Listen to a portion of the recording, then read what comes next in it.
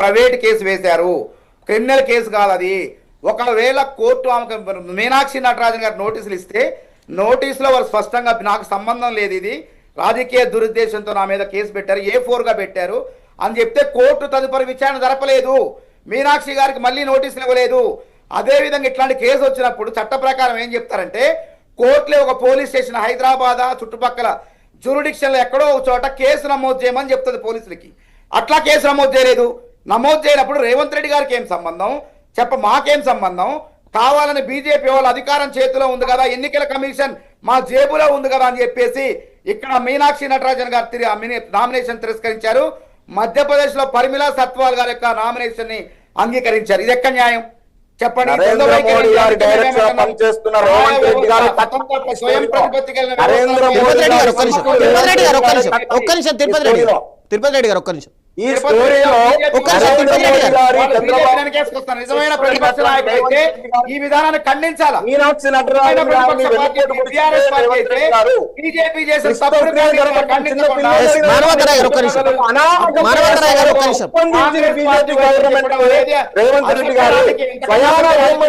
రేవంత్ రెడ్డి గారు మీనాక్షి నటరాజన్ గారి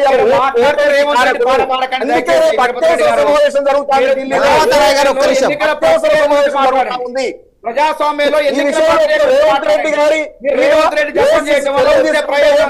లేదంటే మోడీ గారికి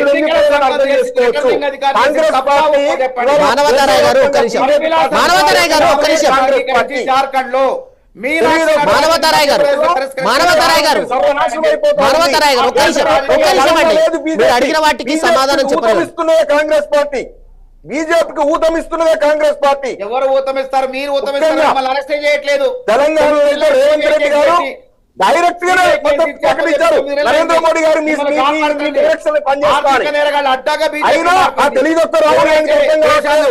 బ్యాంకులను కొల్లగొడతాడు. హేమంత్ బిశ్వా శర్మ ముఖ్యమంత్రి అయ్యిండు, కేసీఆర్ కూడా అదే విధంగా కాపాడుతుంది. కాబట్టి ఏమంటున్నా, ప్రజాధనాన్ని కొల్లగొట్టిన కేసీఆర్ ని కూడా కాపాడే ప్రయత్నంలో బీజేపీ ఉన్నది. అంటే నేరస్తులందరూ జైలుకు పోవాల్సిన బీజేపీ కరాలకు పోతే పునీతులు అవుతారు. అట్లనే కేసీఆర్ ని 10 ఏళ్లు కాపాడుతుంది.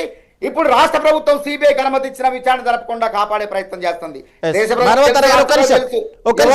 అర్థం చేసుకోండి ముందు మీరు. మానవతరాయ్ గారు ఒక్క నిమిషం. సమత గారు చెప్పండి సార్.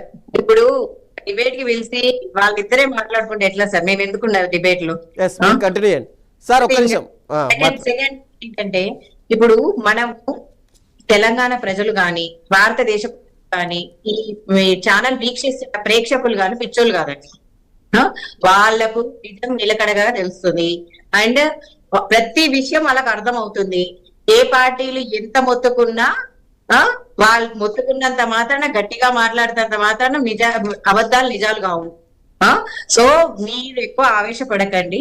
ప్రజలు అన్ని గమనిస్తున్నారు. కాంగ్రెస్ పార్టీ ఏం గమనిస్తున్నారు, బీఆర్ఎస్ పార్టీ ఏం